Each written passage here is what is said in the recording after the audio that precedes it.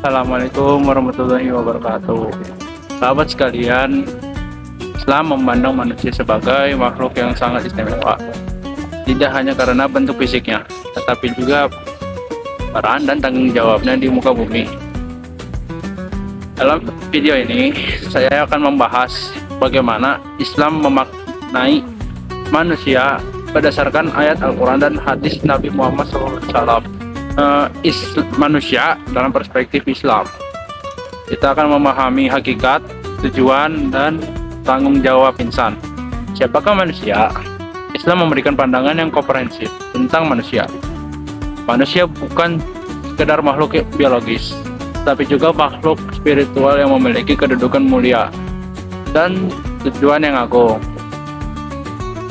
Presentasi ini mengupas konsep dasar manusia dalam Al-Quran, berfokus pada dua peran utamanya: sebagai hamba Allah, Abdullah, sebagai pemimpin di bumi, Khalifatullah.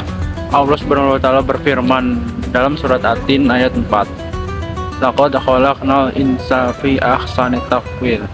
Sesungguhnya kami telah menciptakan manusia dalam bentuk yang sebaik-baiknya. Ayat ini menunjukkan bahwa manusia adalah makhluk yang paling sempurna dalam ciptaannya, baik secara fisik maupun potensial dan akal rohani.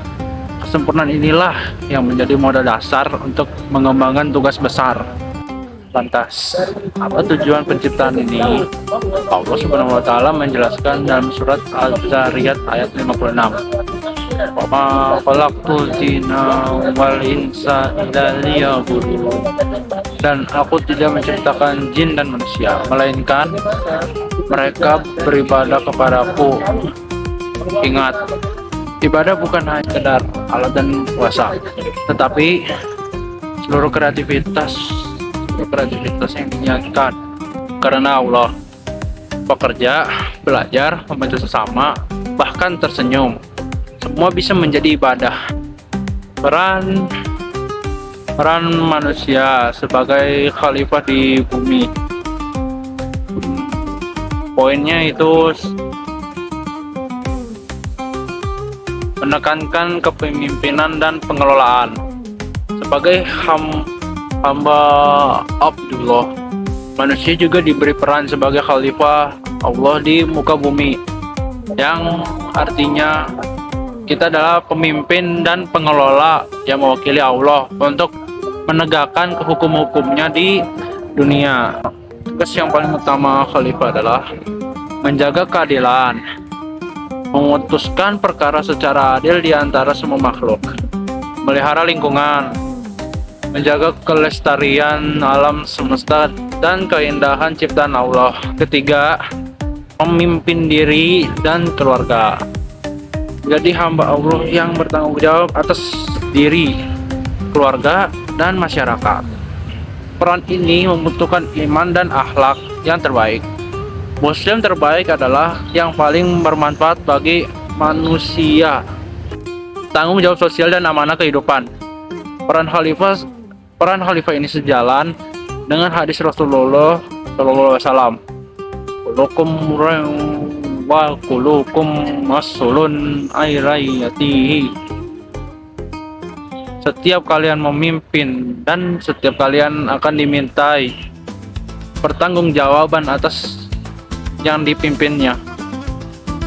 Ini adalah tanggung jawab sosial kita, baik sebagai orang tua, guru, maupun warga biasa. Hal ini juga sebagai amanah besar yang Allah tawarkan kepada langit dan bumi dan gunung. Namun, hanya manusia yang bersedia memikulnya. Quran surat Al-Ahzab ayat 72. Amanah ini mencakup akal syariat, dan kehendak bebas, yang dengannya kita diuji. Kita harus menjalankan amanah ini dengan penuh kesadaran dan kehati-hatian. Kesimpulan dari yang saya jelaskan adalah manusia dalam perspektif Islam dalam makhluk paripurna yang memiliki misi ganda di dunia. Kesuksesan seorang insan diukur dari sejauh mana yang menyeimbangkan dan memenuhi kedua peran utamanya, hamba dan khalifah, menggunakan seluruh potensi yang telah Allah anugerahkan. Sahabat sekalian, manusia dalam Islam bukanlah yang bebas tanpa arah. Kita diciptakan dengan mulia, diberi peran sebagai khalifah, dan memiliki tujuan hidup yang jelas. Mari kita jalani hidup ini dengan kesadaran, tanggung jawab, dan ibadah. Wassalamualaikum warahmatullahi wabarakatuh.